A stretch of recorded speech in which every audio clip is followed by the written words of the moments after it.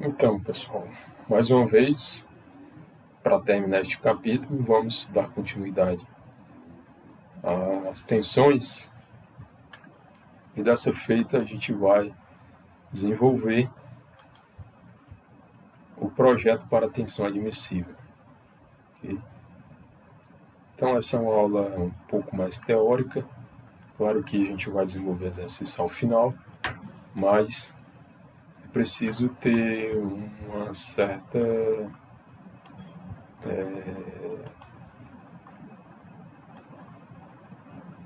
um certo entendimento de como funciona a parte teórica para resistência de materiais quando a gente está falando de tensões admissíveis. Essa matéria aqui é importantíssima para quem vai projetar estruturas, porque essa aqui é a base para segurança de projetos, certo?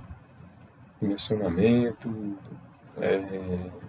escolha de material, que mais?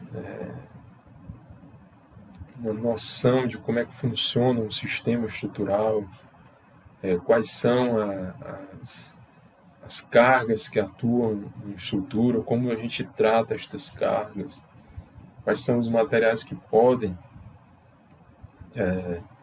absorver estes esforços devido à ação dessas cargas. Então, esta é uma aula extremamente importante para quem vai fazer projeto de estrutura, que é o caso de vocês na disciplina de concreto armado e aço de madeira, que faz parte do currículo de engenharia de produção civil.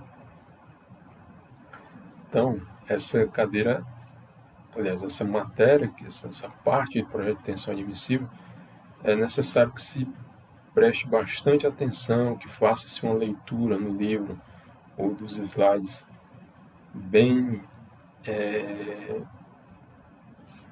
vamos dizer assim, que você se atenha bastante ao que vai ser dito e entenda os conceitos que, se você entender a maioria dos conceitos que vão ser dados aqui, você consegue ir por resistências materiais de forma mais facilitada, certo? Porque não é só a mecânica que envolve, mas também a interpretação do problema mecânico, do problema estrutural, certo? Então, as bases para o projeto de tensão admissível, vamos ver exatamente agora. Então, para garantir a segurança de uma peça mecânica ou estrutural, é necessário restringir a carga aplicada a um valor que seja menor do que a carga que a peça pode suportar.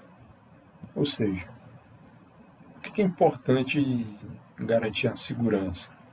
Obviamente porque pessoas vão usar as estruturas, quer seja ela uma ponte, um edifício, uma laje em que as pessoas vão pisar em cima, vão morar em cima, enfim, vão fazer academia em cima, vão andar, vão fazer tudo que, enfim, é do dia a dia, né?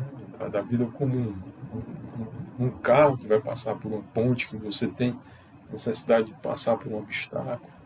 Então, as estruturas precisam ter segurança. Ok? Isso é óbvio, mas para se garantir essa segurança, a gente vai admitir que a carga que está sendo aplicada, ela tenha um valor bem menor, ou não precisa ser bem menor, mas menor do que a capacidade daquela peça estrutural. Você está passando por uma ponte que tem seu carro, sei lá, 2 toneladas, né, um carrão lá com 2 toneladas, um SUV, uma picape, enfim. E você quer passar em segurança com aquela ponte. Então a força que vai estar atuando ali sobre aquela ponte, ela tem que ser menor do que aquela que o concreto consegue suportar. Ou aço, enfim, ou madeira. Bom, e aí existem muitas razões para fazermos isto. Primeiro, as peças de uma máquina ou estrutura podem não ser exatas, devido a erros na fabricação e na montagem das peças componentes. Então, a primeira coisa que deve se levar em conta é que acabamos de fazer na aula passada, e em outras aulas vamos fazer ainda, o projeto para tensões admissíveis, no sentido de que a gente tinha lá um material que tinha uma determinada dimensão, uma espessura de um pino, e aquela força se desenvolvia no pino com uma determinada tensão. Mas muitas vezes, na prática, o pino não vai ter aquele diâmetro, ou a viga vai ter aquele comprimento exatamente como a gente fez o cálculo no software, ou na calculadora, no Excel, enfim. Então, a primeira coisa que a gente vai levar em conta são as dimensões, que elas não são exatamente aquilo que a gente faz no projeto, no caso, se comparado ao que vai estar lá na realidade, lá naquilo, vamos dizer assim, que seja materialmente concreto, factível na prática, né? Ou seja, aquilo que foi materializado em loco, né? Ou seja, no local da obra.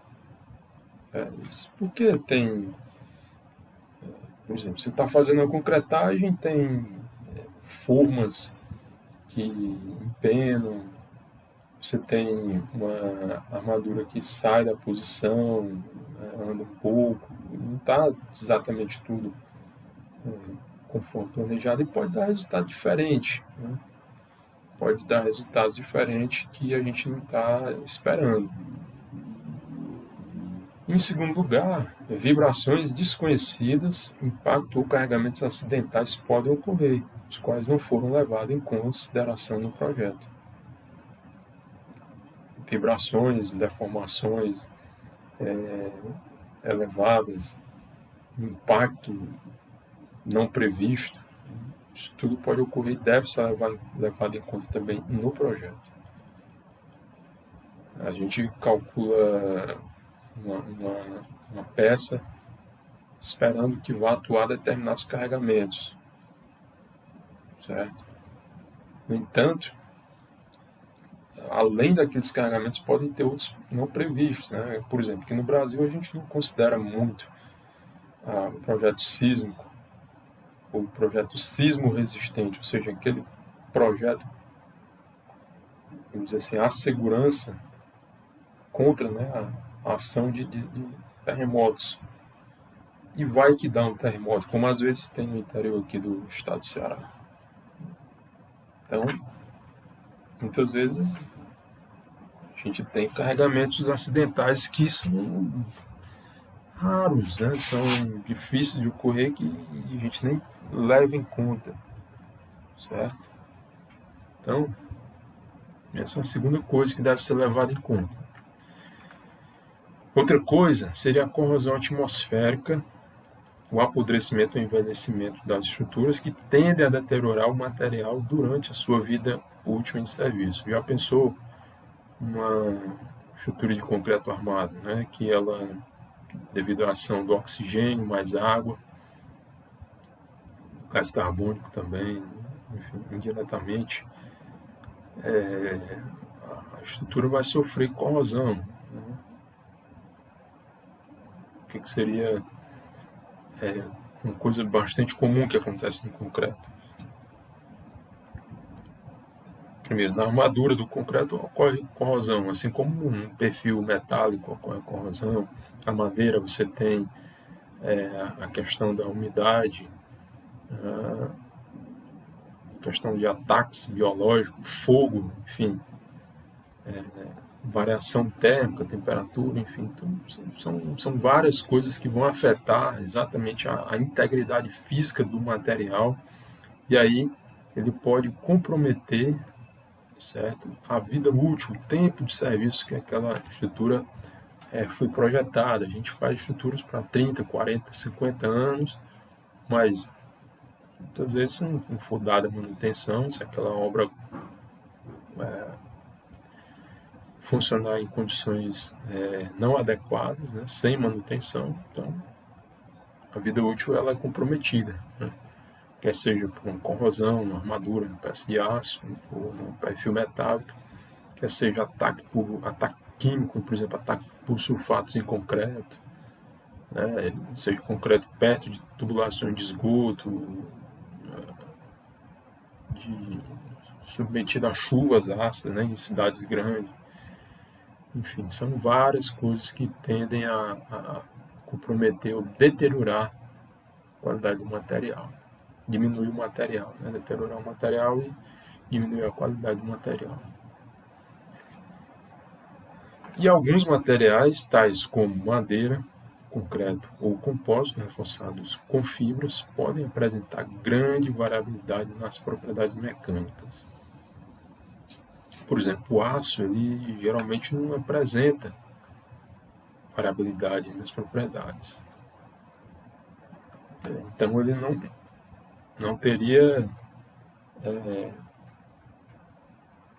vamos colocar assim, muita coisa a se considerar. Agora já o concreto, a madeira, são materiais muitas vezes porosos, anisotrópico é o caso da madeira, né? Alguns compostos reforçados com fibras, né?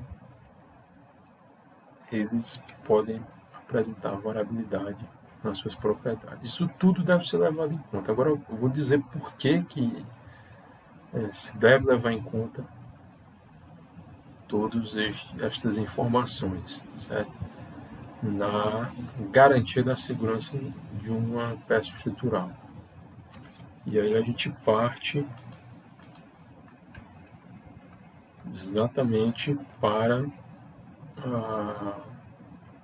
um método de especificação de carga admissível, que é exatamente o fator de segurança, né, que a gente vai chamar aqui de FS, o qual é a razão entre a carga de ruptura e a carga admissível, certo? É a carga de serviço, né? A carga que eu aceito, né? Em que o material possa trabalhar. Então, a força de ruptura, isso aqui, o fator de segurança sempre deve ser maior do que 1. Isso aqui é bem claro, né? Sempre isso aqui deve ser maior do que 1, porque eu não posso trabalhar com uma tensão admissível, ou seja, eu não posso admitir uma carga que seja maior do que a carga final, né? Aquilo que o material aguenta, aquilo que o faz romper, né? Aquilo que causa a ruptura, certo? Então, o fator de segurança necessariamente maior do que 1. E aí, o F-RUP, né? Carga de ruptura, ela é determinada a partir dos testes experimentais do material. Tensão de tração, compressão, cisalhamento, enfim, são vários os testes que definem o comportamento do material, que definem exatamente quais são os valores, por exemplo, de tensão, deformação, né, que caracteriza a ruptura ou qualquer tipo de falha que há naquele material. Isso tudo é normatizado, claro, mas isso tudo também está disponível na literatura para os projetistas, certo? Às vezes, na falta de ensaios e testes experimentais, adota-se um valor empírico que leva em conta exatamente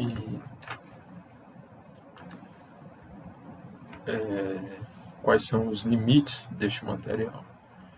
Bom, aí se a carga aplicada estiver linearmente relacionada com a tensão desenvolvida na peça, como é o caso de sigma normal sobre a área e tal, cortante sobre a área, nós podemos escrever o fator de segurança em função da tensão de ruptura e da tensão admissível. Exatamente como o fator de segurança é igual a tensão de ruptura dividido por tensão admissível, ou tensão normal, né? Ou tensão de cisalhamento, né? Sempre ruptura sobre admissível. Né? Ruptura é o limite máximo, né? Que é o material rompe, mas eu vou trabalhar com o admissível que é menor, certo? Do que o de ruptura, certo? Então, continuando, o valor específico do fator de segurança depende dos tipos de materiais a serem usados, da finalidade pretendida para a estrutura ou máquina, incluindo-se as incertezas mencionadas previamente.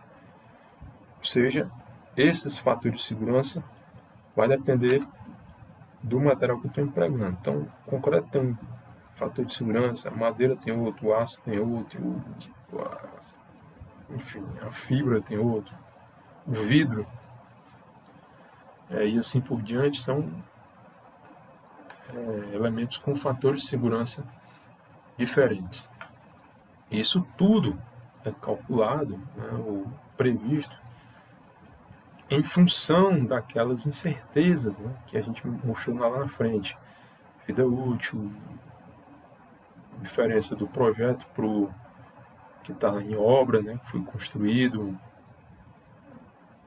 a deterioração e outras coisas, né, variabilidade do material, enfim, das propriedades mecânicas ou constituintes do material, são uma série de coisas.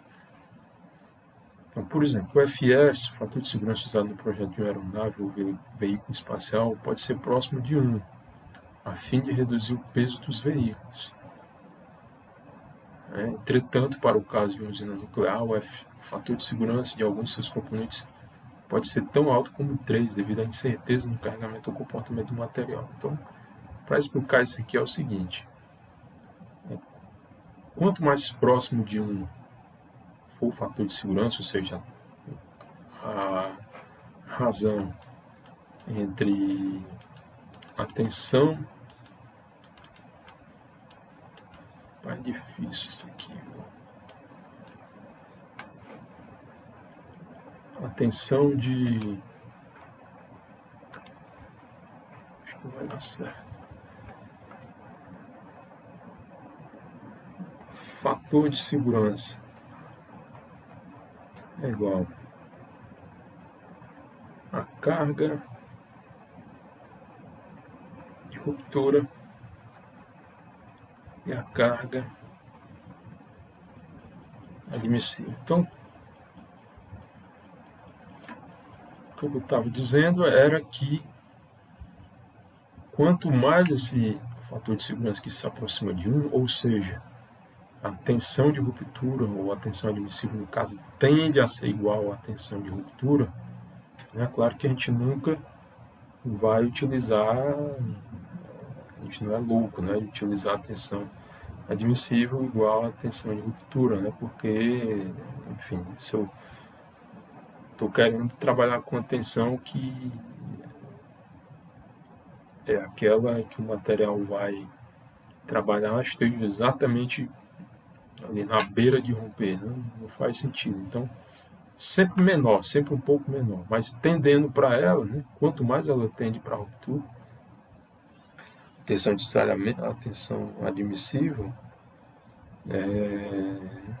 você concorda comigo que as dimensões do material vão ser menores do que se fosse um material que tivesse a tensão de ruptura bem distante da tensão admissível? Se não tiver claro isso, imagina o seguinte, imagina uma barragem lá do Cedro.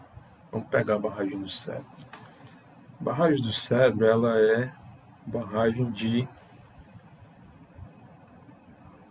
pedra, né? Pedra argamassada. Bom, aqui a gente tem água. É isso aqui, aqui é aquele passeio, né? Aquele passeio faz o arco, né? Bom, e aí, gente, a gente tem as seguintes forças que atuam. Aqui a gente tem o empuxo da água, certo? O peso da barragem, ok? E uma série de outras forças que provavelmente podem se desenvolver aqui. Mas basicamente são essas duas. Mas veja que para garantir o equilíbrio dessa peça, dessa barragem, a gente não deve confiar somente nesse peso, né?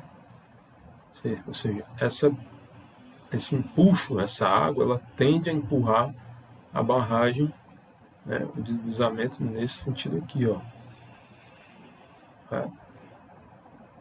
Ou, dependendo do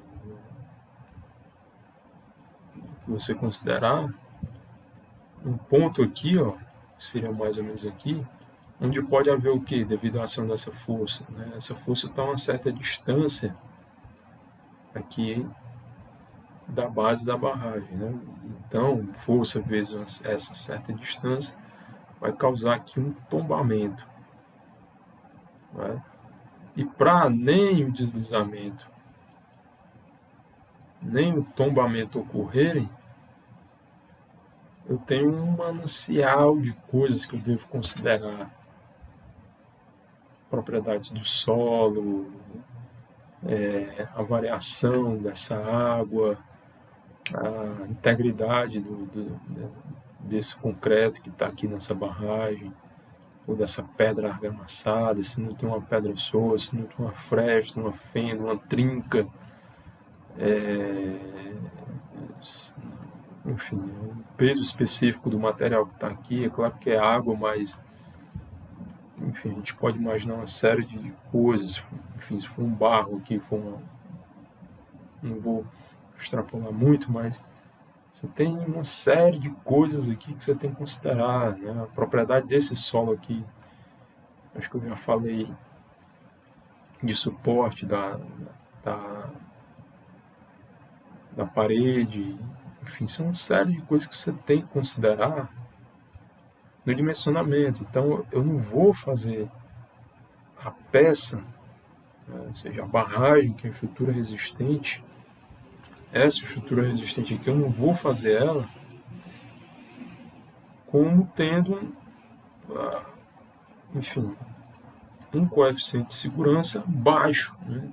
E tem uma série de incertezas aqui que não me permitem trabalhar no limite, no limiar. Não posso dizer que a força que a suporta, e aí no caso seria, um momento,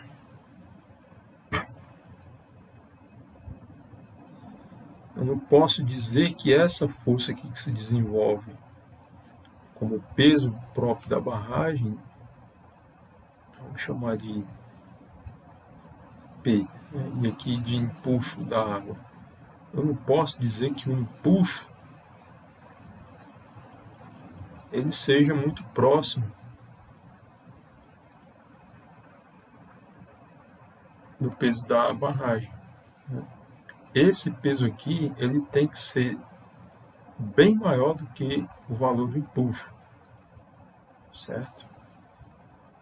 Exatamente pelo, vamos dizer, mais uma vez, o manancial de incertezas que a gente tem aqui no projeto dessa barragem, né?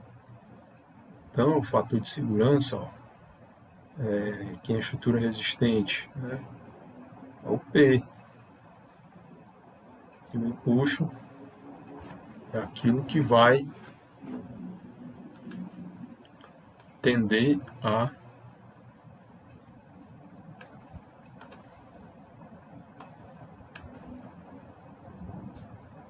causar o colapso, né? Causar o colapso na barragem. Ou seja, esse empuxo aqui, ele vai ter que ser maior do que, sei lá, 3, 4, 5, vamos botar lá 4, né? Devido ao grande número de incertezas, certo? Já uma aeronave, um carro, como a gente fala aqui nesse tópico, ele pode ser próximo, né, de 1. Por quê? Porque é um ambiente mais controlado, né? A gente tem uma previsão mais precisa, os modelos são mais refinados, né, para o projeto de estruturas, como falei, como um carro ou um veículo espacial, no caso, né? Ok? Então, entendido isso aqui, qualquer que seja o caso, o fator de segurança ou tensão admissível para um caso específico pode ser encontrado nas normas de projeto e manuais, né, handbooks de engenharia, certo? Aqui no nosso país a gente tem as normas de concreto, a norma de aço, estrutura de madeira, né, que contempla o projeto de dimensionamento, tem tudo isso aí lá, certo? Aqui o que a gente está dando é só a base filosófica, vamos colocar assim, para o projeto, certo? Bom, projetos que estão baseados no limite de tensão admissível são chamados projetos para tensão admissível, ou seja, Allowable Stress Design, ou ASD. A utilização deste método garante um equilíbrio entre segurança pública e ambiental de um lado e considerações econômicas de outro. Okay? Bom, por exemplo, em conexões simples, certo? Isso aqui é a forma mais fácil de entender esse conceito, né, de tensão admissível, projeto para tensão admissível, conexões simples. Então, é o seguinte, fazendo-se hipóteses simplificadoras em relação ao comportamento do material, as equações sigma, tensão normal, né, N sobre área, e tensão de aceleramento média cortante sobre área, podem frequentemente ser usadas para analisar o projeto, aliás, ou projetar uma conexão simples ou um elemento mecânico. Por exemplo, se uma peça está sujeita a uma força normal em uma seção, a área necessária na seção é determinada por área igual a normal sobre a tensão normal admissível. Ou seja, essa peça ela pode ser calculada em suas dimensões de acordo com as cargas e as tensões que eu estou trabalhando, facilmente. Então, projetar é exatamente fazer essa relação entre ações e resistência, né? Forças e resistência, cargas atuantes e resistência dos materiais, certo? Essa relação entre um e outro é que vai dar as dimensões do material, ou seja, é o que vai me dar a condição de fazer o projeto, de desenhar,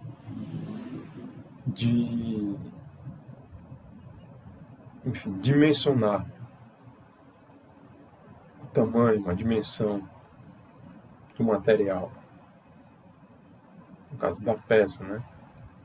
E aí a quantidade de material pode ser calculada em termos de preço, em termos de quantidade, enfim, uma série de coisas.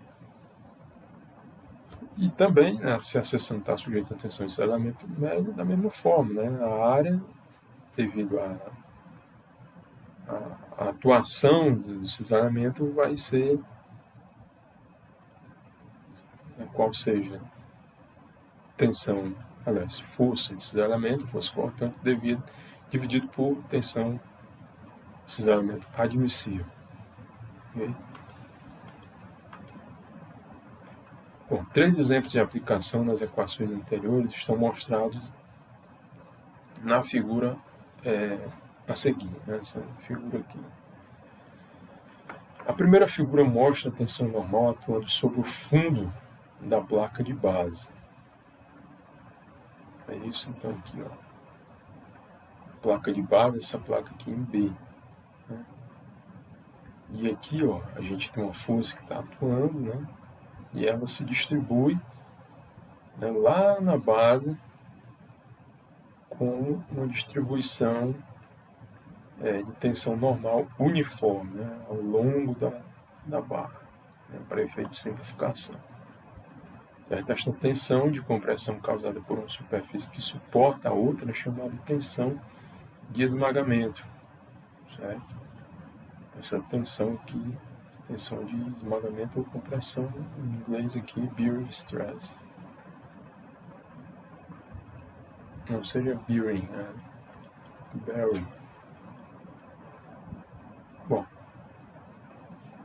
a área da placa da base P da curva é determinada em função da tensão de esmagamento admissível para o concreto. Então, ou seja, essa área aqui da placa da base é determinada exatamente em função da tensão do concreto. Imagina aqui que a gente tem aqui, ó, a superfície de concreto e qual é a tensão de esmagamento, né, que esse concreto admite, né, resiste no máximo. Né? Então, a área dessa placa vai ter que ser exatamente igual não, né? Suficiente para resistir, né, essa tensão que está sendo aplicada entre o concreto e a base, certo? Se não tivesse essa base aqui, ó, poderia haver um pico de tensão, por exemplo, aqui, né?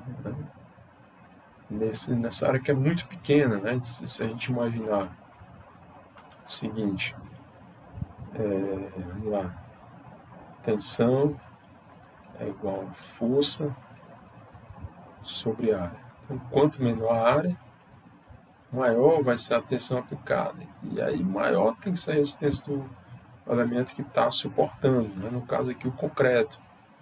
Certo? Então, a área do perfil aqui, ó, imagina, essa área da seção aqui do perfil I, né, esse I aqui, é bem menor do que essa placa aqui. Então, se essa área é bem menor, então a tensão que vai estar atuando no concreto ela é bem maior do que se fosse uma placa, né, que tivesse condições de distribuir todo este peso aqui que está sendo aplicado, essa carga que está sendo aplicada. É por isso que a gente diz que a área, né, ou a dimensão dessa placa é em função do que o concreto pode resistir, certo? Então, se o concreto é um concreto fraco, vou ter que colocar uma área bem maior, bem grande, né? Assim. Se fosse um concreto bastante resistente, eu posso diminuindo essa área aqui dessa placa, não é isso? Então, isso que significa a aplicação das tensões para o projeto admissível. Então, vamos continuando aqui. Outro exemplo, que é o comprimento L da barra embutido no concreto, pode ser determinado usando a tensão de cisalhamento admissível do material da cola. Então, a gente tem aqui, ó, uma barra, certo? Uma barra aqui que está embutida, né? Engastada num material, no caso, concreto, certo? Então, o projeto vai necessariamente ser feito para a tendência do arrancamento aqui, né? Você tem uma força aqui que atua puxando esta barra, certo? E o que vai resistir a esta força que está voltando aqui, atuando, é a tensão de cisalhamento que ocorre na parte embutida, né? Então, que em torno de toda essa área aqui, no cilindro formado pela parte que está dentro do concreto, embutido no concreto, vai me fornecer uma força, não é isso? De equilíbrio aqui, né? Do outro lado, para no caso pelinha e P são iguais, né? Mas esse pelinho aqui seria, né, mais uma vez, né, tensão igual a força sobre a área. Quem é que seria esse pelinho aqui? Pelinha seria tal vezes A. É isso? Tal vezes A. E aí, veja só,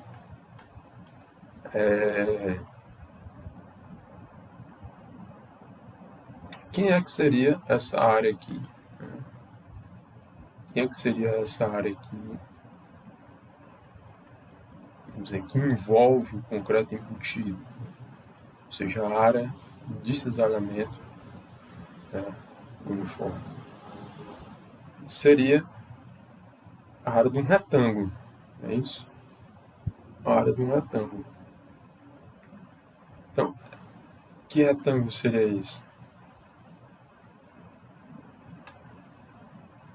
Bom, se a gente imaginar aqui, ó, vou pegar aqui como se fosse a casca, né, desse cilindro aqui. Então, se a gente abrir e expandir, a gente vai ter o seguinte: esse aqui é o comprimento L, né, que a gente admitiu aí, e esse comprimento aqui, quanto é que é? Veja, o perímetro de um círculo, né, o perímetro de um círculo,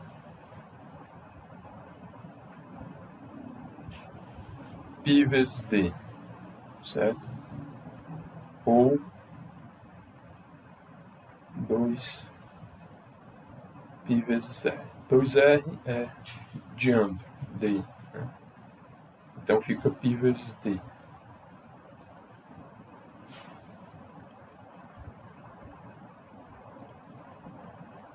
Então aqui a área do retângulo π vezes d. Então aqui, ó, quem é que seria P? P é a tensão admissível vezes a área. π vezes d vezes L. Só que eu estou atrás de L, né? Então L é igual a P sobre tensão admissível πd. Olha só. É isso como a gente demonstrou para esse exemplo. Certo? Então esse comprimento, mais uma vez, é determinado usando a tensão de cisalhamento admissível do material da cola, né, o material aderente, vamos colocar assim. O material da cola aqui é uma tradução imprecisa, né? Seria o material aderente, que é o concreto. Então, a tensão de aderência aqui no concreto, a tensão de cisalhamento, que é igual a tensão de cisalhamento no concreto. Isso a gente pode ver fazendo alguma questão, mas vamos nos ater melhor a isso aqui em disciplina de estrutura de concreto. Então, vamos para outro exemplo. O terceiro exemplo é esse aqui: a área do parafuso desta junta sobreposta é determinada pela tensão de cisalhamento, a qual é maior entre as placas.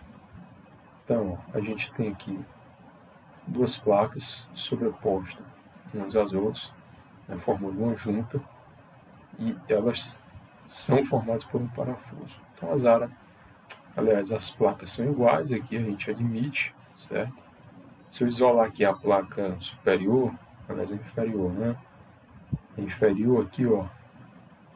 Então a gente vai ter a força cortante que atua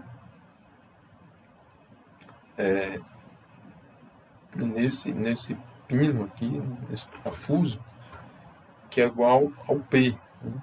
O P é a força cortante que tende a cortar o parafuso aqui, ó. Então, se a gente admitir aqui que esse parafuso vai ter uma seção de corte aqui, certo? Área A, então nela se desenvolve uma tensão de cisalhamento uniforme, certo? Que é a tensão de cisalhamento admissível, né? Aquilo que o parafuso admite. Se for maior do que isso, ele rompe, acontece alguma coisa. Então, no caso aqui, a área, certo? A dimensão deste parafuso, né, vai ser igual à força dividido pela tensão, P sobre tensão admissível, certo? Então, sempre, gente, e aí se fala com os 3 exemplos que a gente fez, né? Ó, aqui, o que eu quero? Determinar a área da placa, né? Estou dimensionando a placa, vai ter em função da tensão do concreto. E também pode-se fazer a tensão da placa também, né? Claro. Mas o concreto sempre é mais frágil do que uma placa de aço. Então vai pelo menor, pelo mais frágil. Mas sempre aqui o projeto é a relação entre força e resistência. Carga e resistência. P sobre tensão. Força sobre tensão, basicamente. Carga sobre resistência. E aí a gente obtém dessa relação a dimensão do material. Então, vejam, dimensão do material aqui, ó, A, P sobre tensão admissível, concreto.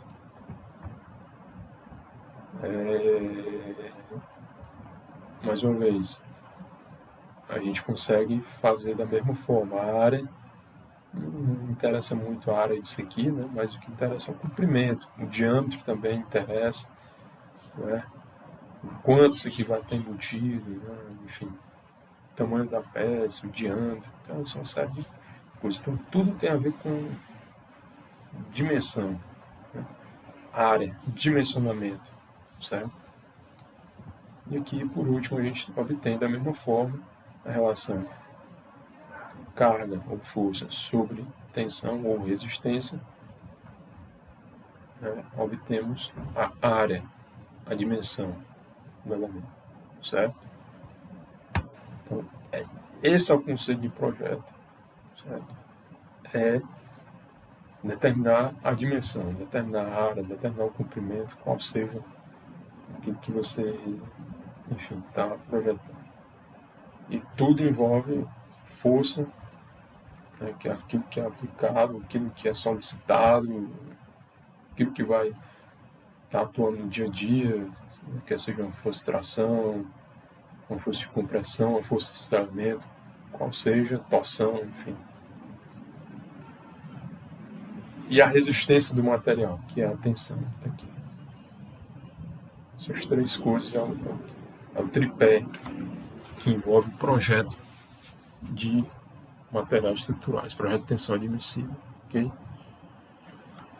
Bom, então mostramos que o projeto adequado de uma peça deve levar em conta as incertezas resultantes da variabilidade de ambas as propriedades do material e os carregamentos aplicados. E cada uma dessas incertezas pode ser investigada usando a teoria da probabilidade estatística. E desta forma, na engenharia estrutural, eu não falei sobre teoria da probabilidade estatística, é uma coisa muito específica, né? Não dá para a gente entrar no detalhe aqui, mas vamos falar por cima. Mas desta forma, na engenharia estrutural, tem havido uma tendência crescente de separar as incertezas de carga e incertezas de material. A gente já falou aqui por cima o que seriam as incertezas, mas da engenharia de estruturas, existe essa separação, certo? Então, quando você não separa, a gente tem aquele conceito de fator de segurança. Mas quando a gente separa, que é o que a gente vai fazer agora, a gente tem coeficiente de ponderação, né, ou fatores de carga, e fatores de resistência. É o mesmo conceito, né, tudo tem a ver com segurança da peça, sempre maior do que 1 também, né, no caso cargas, para cargas, e para resistências menores do que 1. Né, mas separando o que é incerteza de carga e o que é incerteza de material. Bom, este método é chamado projeto para estado limite, do inglês Limit State Design, LSD, ou mais especificamente nos Estados Unidos é chamado de projeto para fatores de carga e resistência, certo? Do inglês Load and Resistance Factor Design, LRFD. O que temos a falar disso aqui é que os manuais, projetos de recomendação brasileiros se baseiam neste material aqui americano, né, do LRFD, esse conceito, certo? Que é o projeto para fatores de carga e resistência. Então, aqui vamos discutir como este método é aplicado. Então, em primeiro lugar, a gente introduz aqui um conceito que seria o coeficiente de ponderação das ações.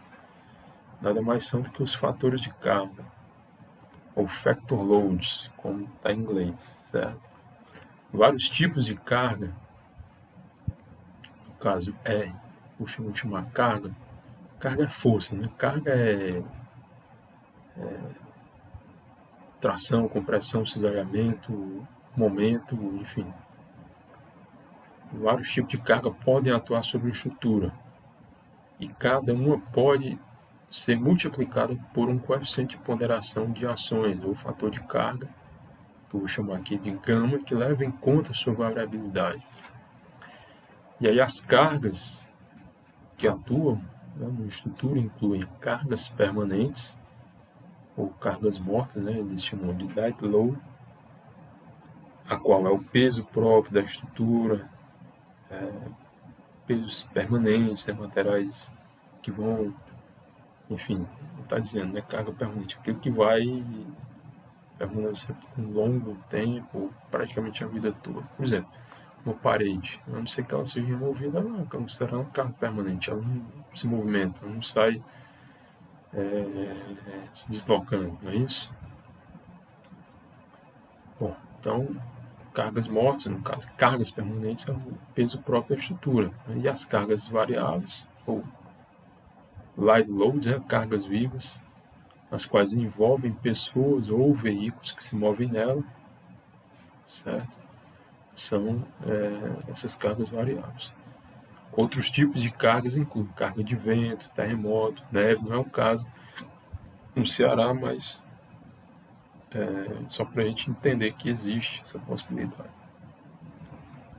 A carga permanente D, né, D que vem de dead, né, carga morta, é multiplicada por um fator relativamente pequeno, tal como gama D igual a 1,2, pois pode ser determinado com maior certeza, com certeza maior do que, por exemplo, a carga variável, causada por pessoas que pode ter um fator de carga, né, gama L de 1,6. Então, como a gente, né, vamos dizer assim, as incertezas para as cargas permanentes não são, vamos dizer assim, incertas, não se tem tanta incerteza, aquelas cargas vão ser elas, né? Vai mudar muito pouco. O máximo que pode acontecer é uma estrutura perder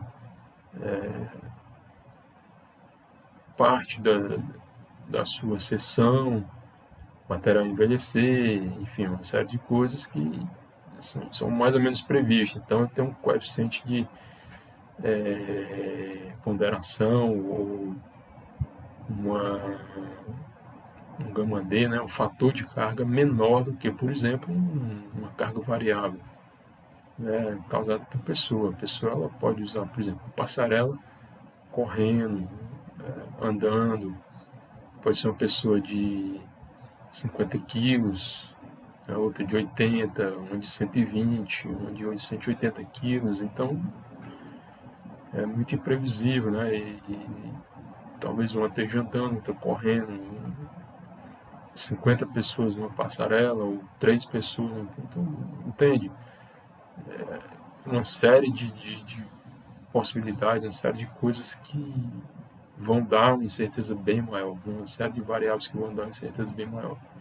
É por isso que o fator de carga é maior, por exemplo, do que aqui, ó, gama L, né, a carga variável maior do que permanente. Permanente é mais ou menos previsível o comportamento e variável não. Por isso que é maior da variável. Bom, então, normas de construção requerem que uma estrutura seja projetada para suportar várias combinações de carga. E nestes casos, cada tipo de carga terá um fator de carga próprio. Por exemplo, vamos fazer exemplos aqui para a gente entender melhor. Por exemplo, fator de carga de uma combinação de cargas permanente D, carga variável L, carga de neve, por exemplo, S, dá uma carga total R de, vamos lá, R é a carga total, 1,2 D, que é a carga permanente, mais 1,6 L, que é a carga variável, mais 0,5 S. 0,5 S. O que significa isso aqui? Esse 0,5 S, esses outros coeficientes. É o seguinte, os fatores de carga para este carregamento combinado refletem a probabilidade, certo? Que R ocorrerá para todos os eventos estabelecidos, certo? Então, é como se for, ou seja, cada um desses fatores de carga aqui vai indicar a probabilidade de ocorrência, a possibilidade de acontecer um evento, uma carga atuando, enfim. Então, observe que nesta equação o fator de carga gama S 0,5, né, para a carga de neve é pequeno. Por que é pequeno? Devido à baixa probabilidade de que uma carga máxima de neve ocorrerá simultaneamente com as cargas máximas de carga permanente e carga variável. Certo? Imagina o seguinte, eu sempre gosto de usar o exemplo de ponte, né, que é bem prático, dá para visualizar imaginativamente e para imaginar, né, na verdade, de forma mais plausível. Né? Então, R igual a essa combinação aqui, ó, né, com carga permanente, variável e neve, pode ocorrer, certo? Carga permanente no seu máximo, carga variável no seu máximo, mas aqui, ó, eu não vou botar 1 ou 3 S. Por quê? Porque a probabilidade de que a carga de peso próprio, ao mesmo tempo que venha, sei lá, o máximo de carga variável, um caminhão, sei lá, de 4.500 toneladas. Acho que nem existe esse caminhão. Bom, mas um caminhão bem pesado, né?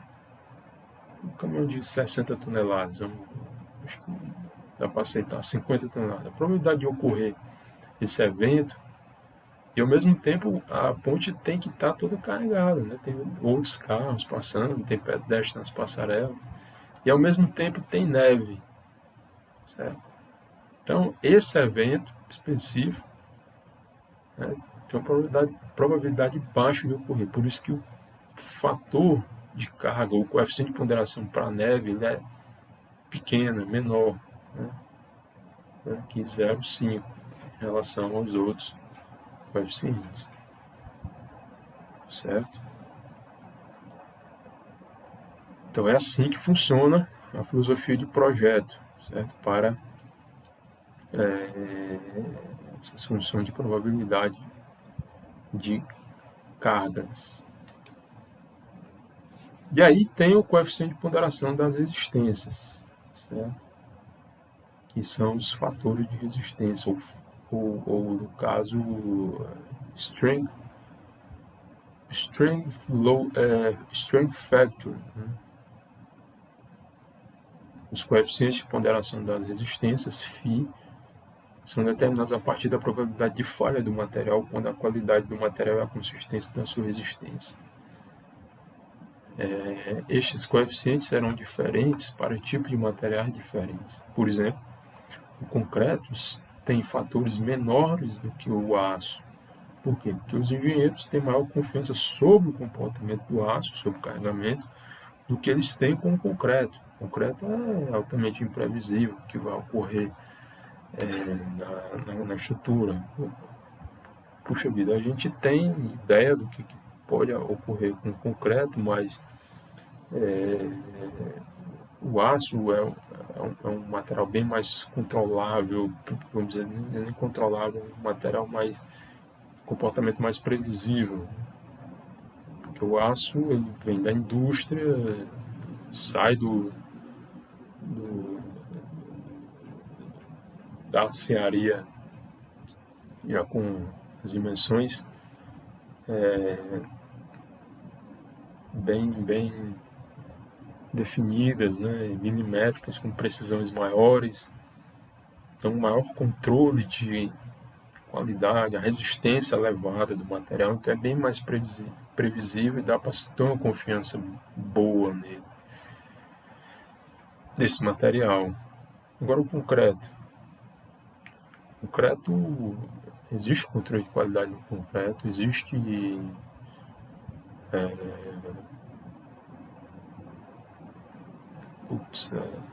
existe muita coisa que pode ser feita para se garantir uma boa qualidade do concreto. Mas, por outro lado, o concreto, ele, vamos dizer assim,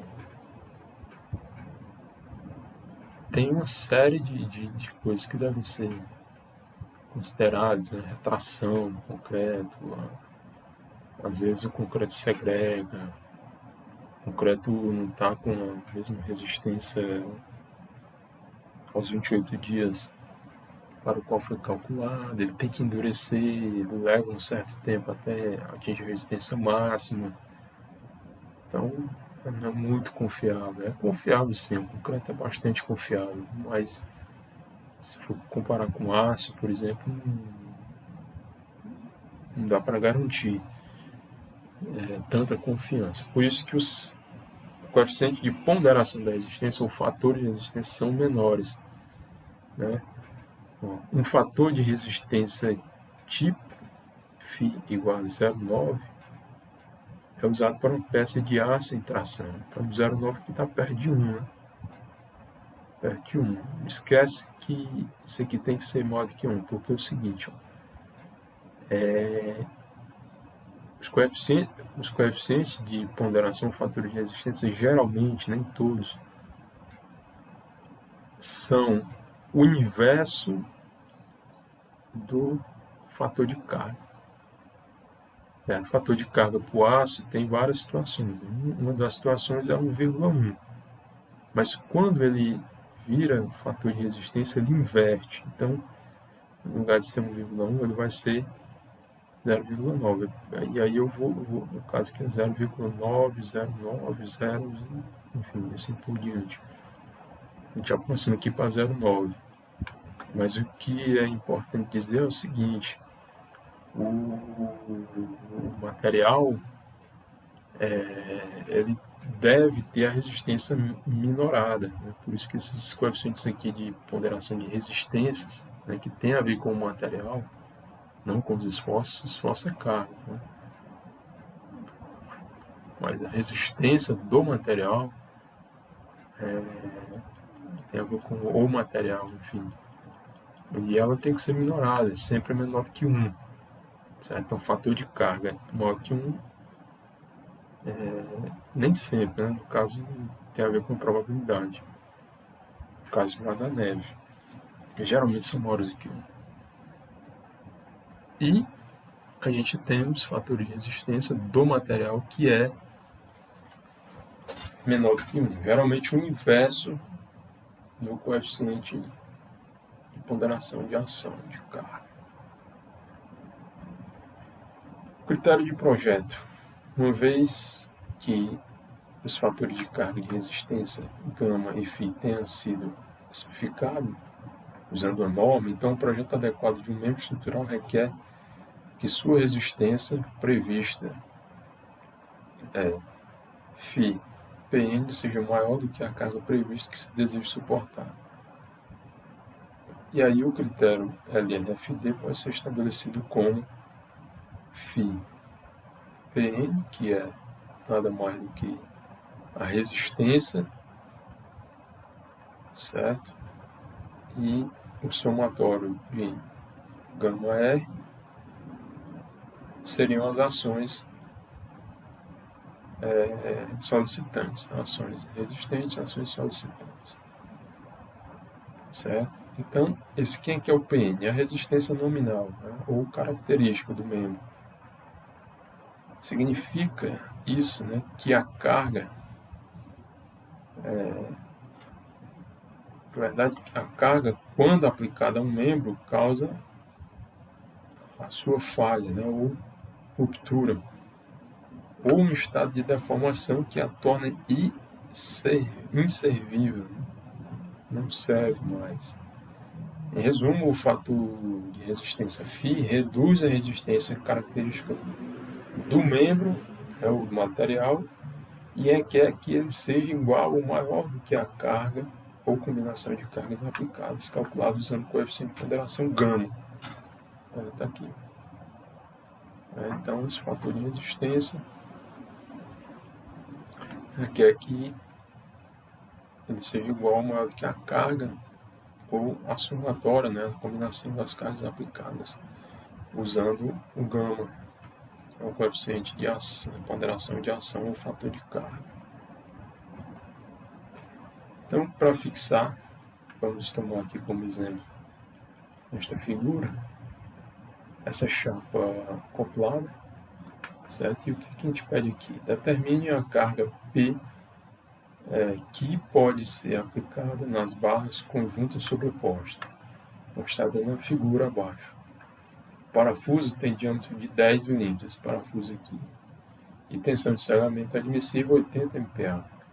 Cada placa tem tensão de tração admissível 50 MPa, tensão de esmagamento admissível de 80 MPa e tensão de selamento admissível de 30 MPa. Certo? Então, a gente vai atrás aqui de qual é a força que vai ser aplicada sobre a barra. Veja aqui que, se a gente interpretar corretamente essa questão, e aí não fiquem assustados se eu for muito obscuro na interpretação, mas que leva um tempo para se acostumar com essa maneira de lidar com projetos. Mas a própria questão aqui, ela já dá uma pista do que você tem que fazer. Bom, ele quer aqui a máxima carga para suportar essa ligação aqui, né? Essa ligação parafusada, né? Então, um pino aqui com duas chapas. Qual é a carga máxima que posso aplicar aqui sem comprometer essa ligação? É isso que ele está dizendo. É isso que ele está querendo, aliás. E aí, ó, ele dá aqui os seguintes dados. Bom, o parafuso, né, o pino tem diâmetro de 10 mm, aí tudo bem. Informação relevante. Mas ele fala aqui, ó, e a tensão de cisalhamento, né, do parafuso, ele tem diâmetro de 10 mm, e tensão de cisalhamento admissível de 80 MPa, ou seja, ele está dizendo, aqui entre linhas, né, que esse parafuso aqui, ele vai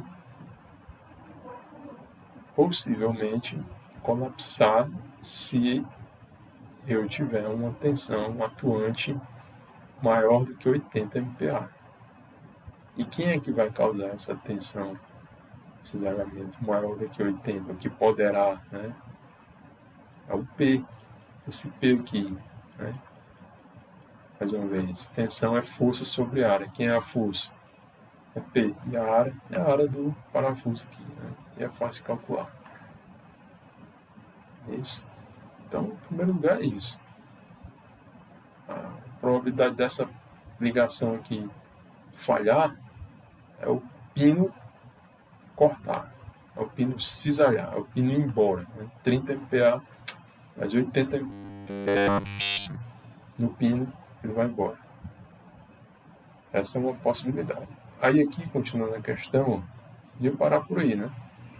Mas eu disse o seguinte, ó, cada placa tem tensão de tração admissível de 50 MPa. Certo? Ou seja, existe uma possibilidade, né, não só, como a gente falou, do pino cortar, mas da placa romper devido à força de tração. É isso. A força de tração atingiu na placa, né, e aí a seção de translação da placa que atua, uma tensão de tração de 50, maior do que 50 MPa. Essa força P causou. Então a placa vai romper por tração. E também temos aqui, ó, a tensão de esmagamento admissível. Aonde? Na placa. Ó, vejam, cada placa tem tensão de tração admissível 50 MPa, tensão de esmagamento 80 MPa e tensão de cisalhamento admissível de 30 MPa. Certo? Então pode ocorrer a tração na placa, o esmagamento da placa. E onde é que acontece o esmagamento? Pode não estar muito óbvio para vocês, mas na hora que eu puxo aqui, ó, essa placa, então observa essa placa superior, né? Na hora que eu puxo aqui, a parede de contato, né, a superfície de contato do parafuso no furo, né, vai tender a fazer um corte. Corte não, meu Deus. Vai tender a fazer uma compressão ou um esmagamento nessa regiãozinha aqui, ó, né?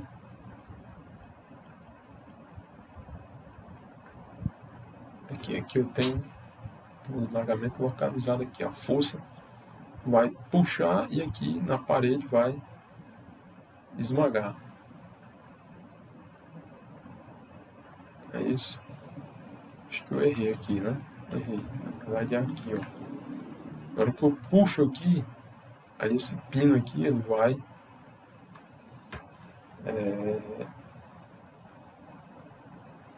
ter uma reação bem aqui, do outro lado mesmo. O parafuso vai causar uma reação aqui. Né? Na hora que eu puxo aqui, aí de cá, aí o pino desenvolve um esmagamento aqui localizado. Esse esmagamento aqui não pode ser maior do que 80 MPa, porque senão vai romper aqui nessa parede aqui, né?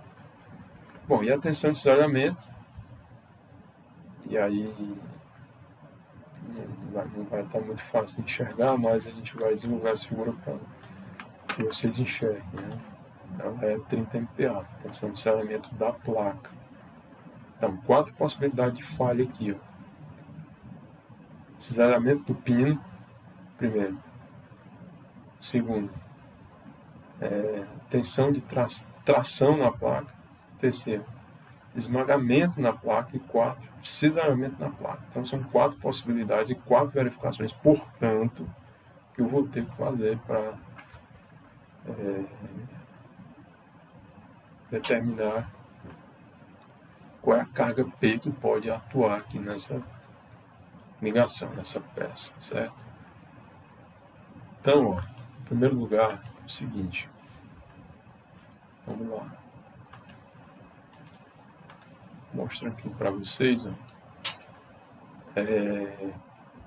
a possibilidade de falha devido à tração, certo? Em primeiro lugar aqui, ó. Por que eu estou dizendo que é a tração da placa, né, no caso?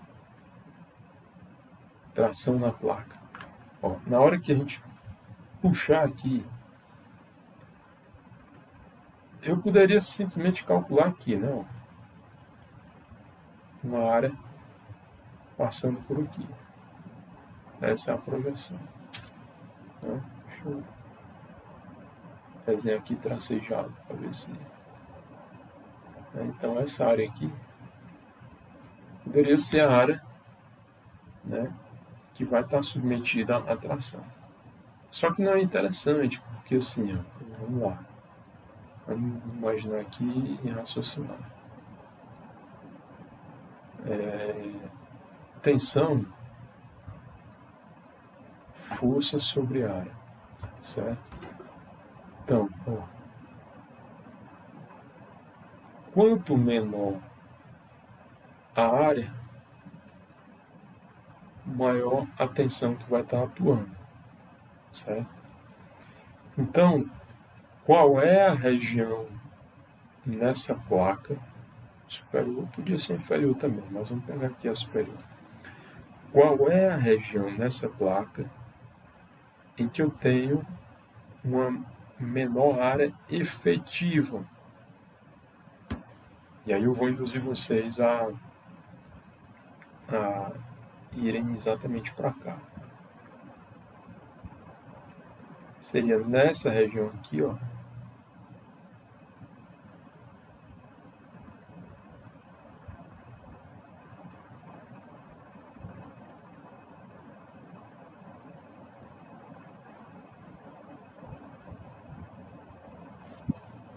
Hein? Ou nessa região. Porque aqui, ó, eu tenho, ó, como está aqui, né? Enfim,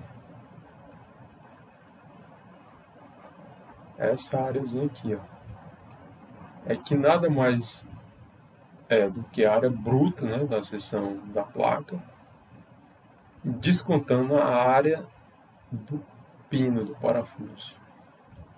Então, a área efetiva menor é o plano de corte que passa pelo parafuso. Então, o que eu vou fazer aqui? Eu vou descartar isso aqui, ó, certo? E vou trabalhar com essa área aqui efetiva que passa pelo plano de corte do parafuso. Certo? Seria um plano de corte que passa na projeção do parafuso. Então, eu teria uma área efetiva menor, certo? Uma área efetiva menor está aqui, ó. E nesse ponto a tensão vai ser maior. Certo? Área menor, tensão maior. Certo? Área menor por quê? Porque eu estou descontando aqui, ó, a projeção do parafuso, certo? Ok? Então, esse aqui é o primeiro caso, né? Estou calculando aqui. E aí, em segundo lugar, a gente tem o seguinte, ó, é a tensão de esmagamento. Então, imagina só aqui, ó, a gente tem a carga sendo aplicada, tem aqui esmagamento. Então, a gente já tem aqui a carga sendo aplicada, certo? E aí aqui eu provoco uma reação de esmagamento aqui no pino, aliás, na placa, né, que eu estou analisando primeiro a placa, depois é que eu vou para o pino, e vou ter essa situação aqui, ó. Em torno do pino, né, eu desenvolvo uma tensão de esmagamento exatamente na parede, né? O pino tende enfim, na hora que eu puxo a placa, o pino tende a empurrar de volta, né, essa parede aqui de contato, né? É isso. Só que, ó, isso aqui seria a distribuição real de tensões, certo? Que é a vista de cima do pino. Então, estou contando. Só que essa aqui seria a tensão adotada, né? A tensão projetada, uma projeção assumida, certo? Da tensão, né? Para simplificar, a gente simplifica que é uma tensão distribuída uniforme, certo? Uniforme assumida, tensão uniforme assumida, né? Ou tensão de distribuição de tensão uniforme assumida, certo? Conforme a gente está vendo aqui, ok? Bom, e aí a gente vamos fazer aqui, vou trocar aqui a cor do pincel. Primeiro, né? Vamos verificar aqui a questão da tração. Deixa eu colocar assim, ó.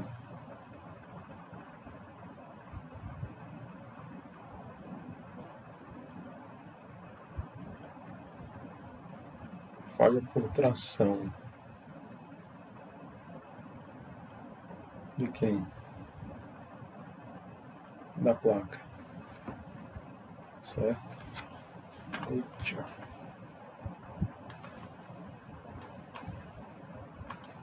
O que nós vamos ter?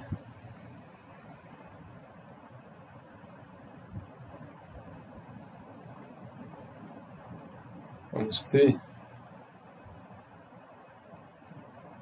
tensão admissível na placa. Eu vou botar aqui tração igual a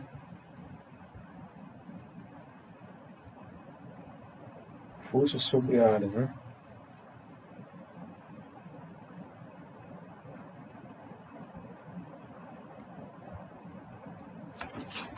É isso? Então, quem é a tensão de tração admissível? Ó, tá aqui, ó. Tração admissível 50 MPa. Então, ó, 50. E aí, ó, Newton por milímetro quadrado. Mais uma vez, 1 MPa equivale a 1 Newton por milímetro quadrado. Então, 50 MPa equivale a 50 Newton por milímetro quadrado. Isso aqui é igual a P, eu não sei quem é, eu quero descobrir, né? E quem é a área? A área é essa área aqui que eu projetei, né?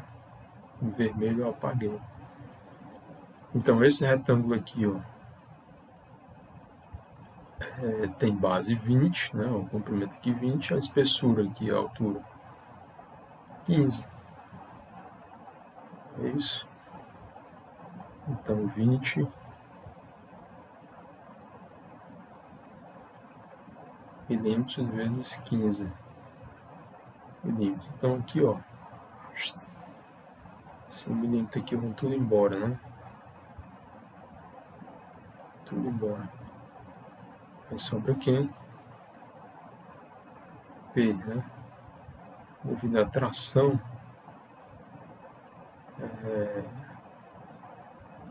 vou pegar uma calculadora aqui para... E mais uma vez, nós fechamos a calculadora.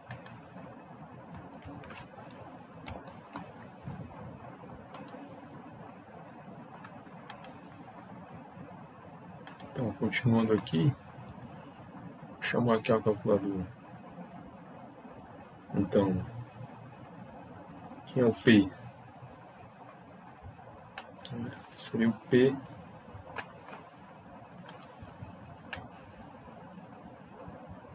T. Quem que seria esse P aí? Vamos lá, é só multiplicar aqui, ó, 20 vezes 15 vezes 50. 20 vezes 15 vezes 50. 15.000 Newton. Ou seja, estou trabalhando com 15 kN.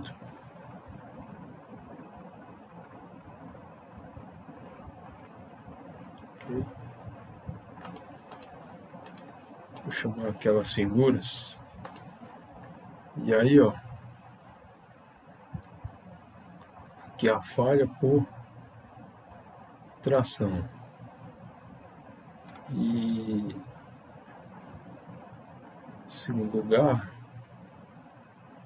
eu teria a falha por cisalhamento. Aliás, vamos fazer um embutimento aqui, né? Esmagamento, aliás.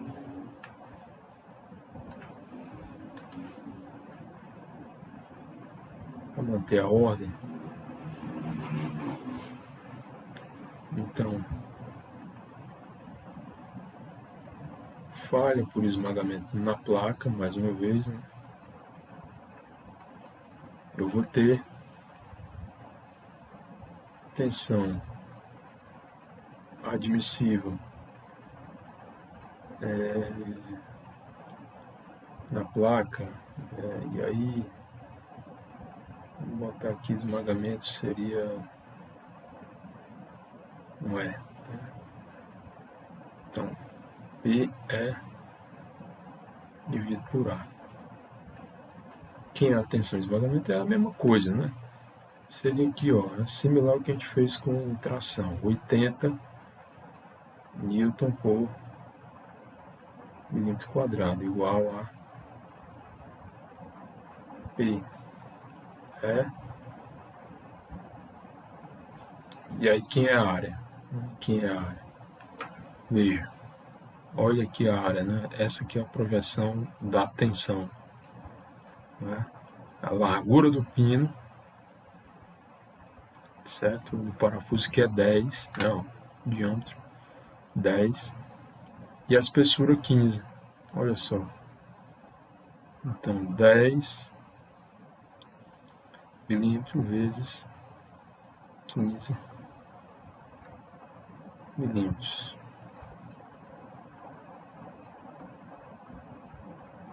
Então, aqui eu tenho PE igual a, chamar a calculadora, 80 vezes 10 vezes 15. E aí eu tenho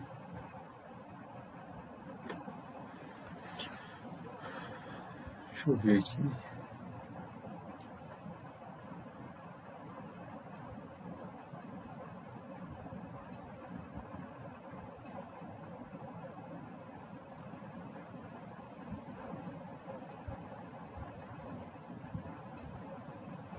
Acho que eu esqueci uma coisa aqui.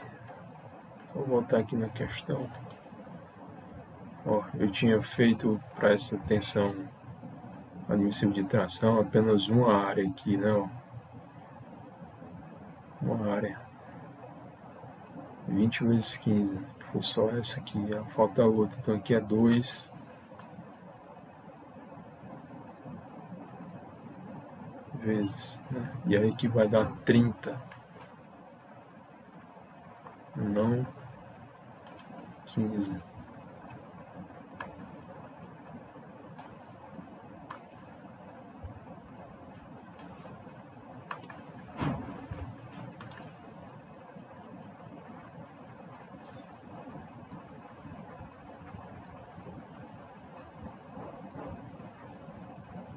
kN. Bom, aí aqui a gente tem só uma mesmo, né? E aí que eu fiz errado aqui, mas eu vou consertar. Então, 80 vezes 10 vezes 15. Então, dá 12.000. Nesse caso, 12.000 newtons é 12 kN. Bom, aí, só para continuar aqui, a gente faz o cisalhamento na placa, né? Cisalhamento na placa, a gente vai obter o seguinte: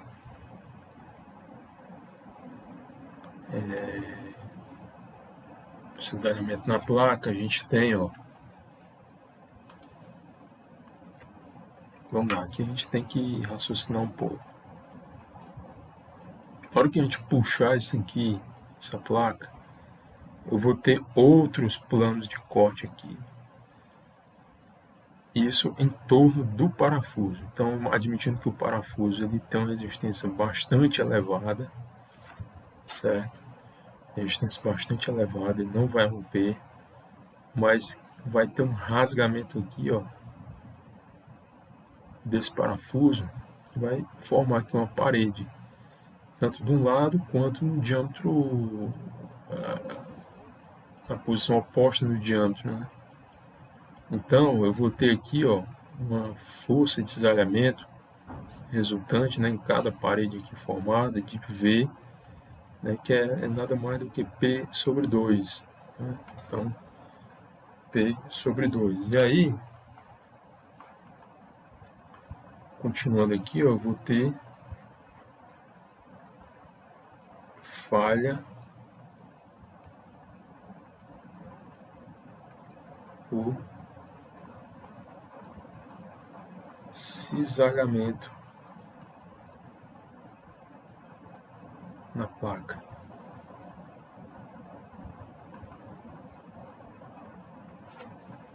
É isso, então eu vou ter aqui, ó, tal,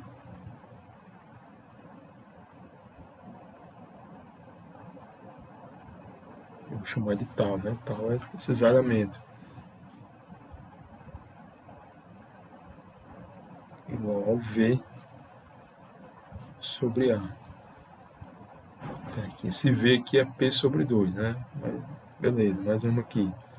Quem é o tal admissível? Tal admissível é 30.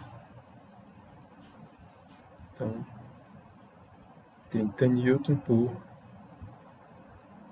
milímetro quadrado. Isso vai dar igual a, aí entra aqui P sobre 2, né? Que é o cortante dividido pela área. Quem é a área? E aí aqui a gente tem que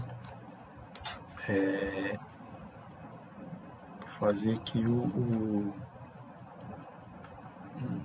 outra ginástica mental, né? Então aqui é o seguinte, esse comprimento aqui, ó, que seria o comprimento de cortante, né? Ou seja, do eixo do parafuso até a borda da chapa, né? Que seria a projeção do corte, eu vou desenvolver a tensão de cisalhamento. Né? Tensão de cisalhamento. Então tá aqui, ó.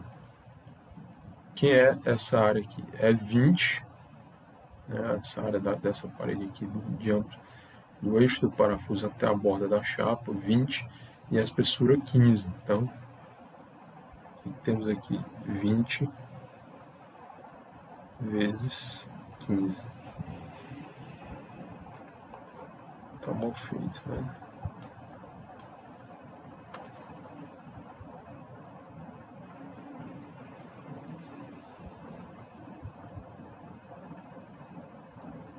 Milímetro vezes milímetro, né? De cada milímetro quadrado. Aí que vai embora.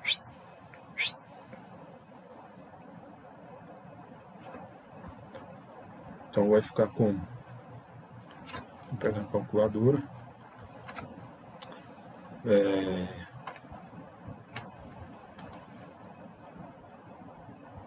30. Tá aqui, ó. 30 vezes 20 vezes 15. Errei. 20 vezes 15 igual a 9.000. E aí esse 2 aqui, ó, ele passa aqui, no caso, deixa eu ver, multiplicando, é porque aqui esse 2 aqui, ele entra como se fosse multiplicando aqui o 20, né, ó. Então ele acompanha o 2 vezes 20 vezes 15 aqui, vezes 30, então vezes 2. Então dá 12, 18, aliás.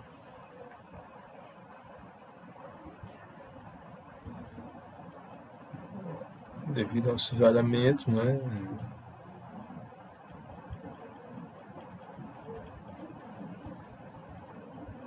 A força 18 kN. 18.000 N, 18 kN. Certo?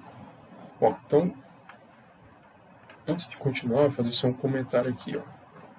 Quem está comandando aqui o projeto é a falha por esmagamento, certo?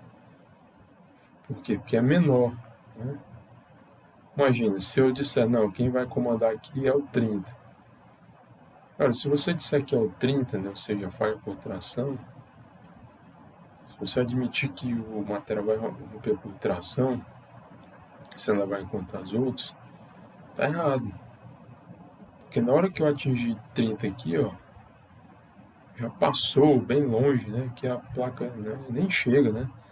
Primeiro que ela vai esmagar, né. Se não fosse esmagar, que também não tá errado dizer que não vai, ela ia cisalhar, né, segundo essa configuração, antes de chegar na tração, né. Então, quem está mandando é o menor, sempre é o menor que vai mandar, certo? Mas aí falta o parafuso, é isso. Aqui, ó, a falha do parafuso devido ao cisalhamento. Então, vamos verificar se o cisalhamento do parafuso poderá ou não comandar. Falha por cisalhamento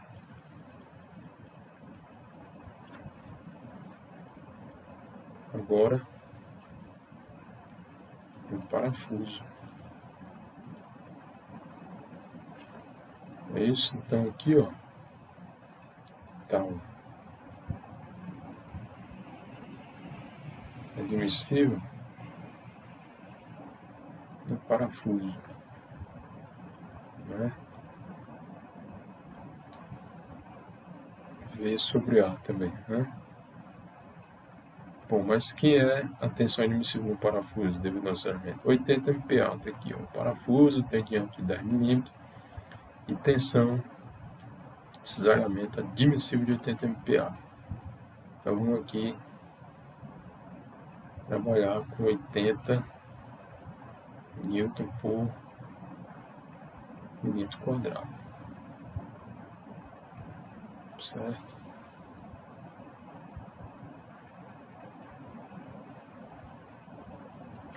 N por milímetro quadrado. E aí quem é o V? O V é o P, né, que é o que eu quero descobrir.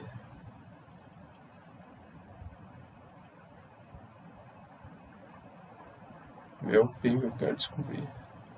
E a área é a área do parafuso, né, da seção transversal do parafuso, que é um círculo. Que é a área do círculo, né, área igual a π vezes o diâmetro ao quadrado dividido por 4.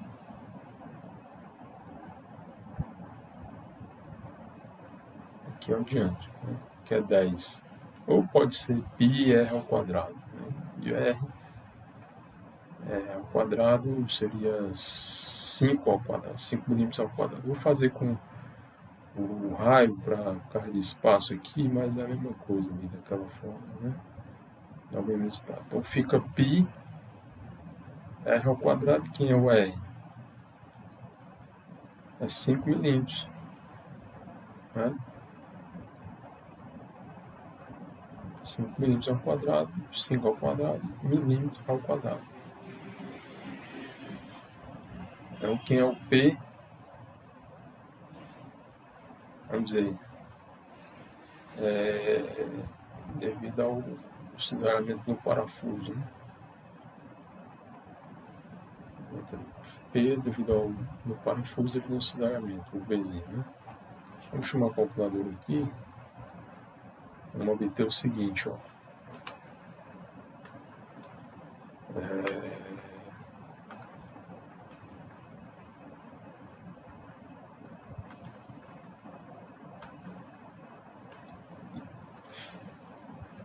Vamos lá, né? 80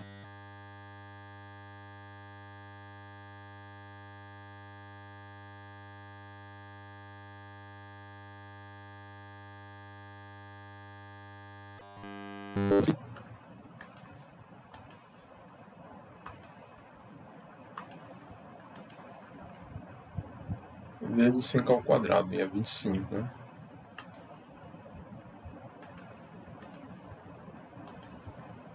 Então está dando 6.283 newtons. Em quilonewtons, 6,28. É isso? Então fica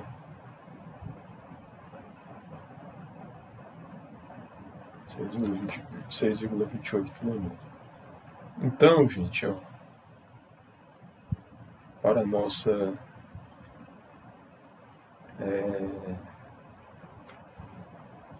surpresa, né? Quem vai comandar é o cisalhamento no parafuso. Né? Então, por quê? Porque é menor. Né? Eu não posso dizer, não, é na placa que vai comandar. Porque se esse P chegar a 12, né, o parafuso já rompeu. Né? Porque o parafuso rompe com 6,28. Então, quem vai comandar o projeto, ou seja, a carga máxima, ao valor possível que eu possa admitir no projeto, é um P, e aí eu vou botar aqui, ó.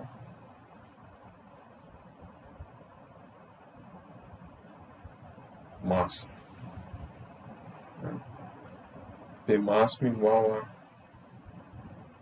6,28 kN. Ok? Então tá aí. Né? Tá aí, não é difícil, certo? Não é difícil essa questão, mas envolve toda essa parte conceitual da resistência de materiais e projeto de estruturas. Então, até a próxima aula e é só.